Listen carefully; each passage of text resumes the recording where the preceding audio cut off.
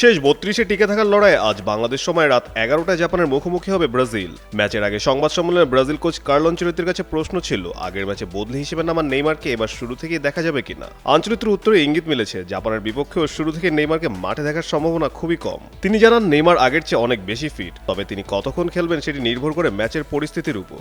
প্রায় ৯৮১ দিন পর স্কটল্যান্ডের বিপক্ষে ব্রাজিলের শেষ গ্রুপ ম্যাচে জাতীয় দলে ফেরেন নেইমার। সেদিন দ্বিতীয়ার্ধে নেমে ১৫ মিনিট খেলেছিলেন তিনি। এবার তার খেলার সময় আরও বাড়তে পারে। আমাদের উঠে দাঁড়াতে হবে। স্পিড সকল অন্যায়ের বিরুদ্ধে রুখে দাঁড়ানোর এনার্জি পার্টনার। নেইমারকে নিয়ে আনচেলত্তি আরও জানান, নেইমার খুব ভালোভাবে নিজেকে প্রস্তুত করেছে।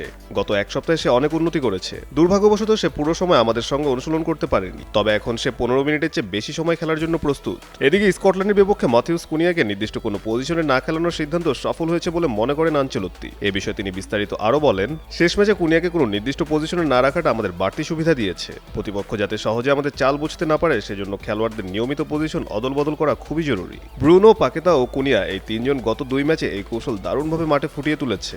আজ জাপানকে হারাতে পারলে শেষ ১৬ টিকিট নিশ্চিত করবে ব্রাজিল। সেক্ষেত্রে আগামী রোববার কোয়ার্টার ফাইনালে তাদের প্রতিপক্ষ হবে নরওয়ে অথবা আইভরি কোস্ট।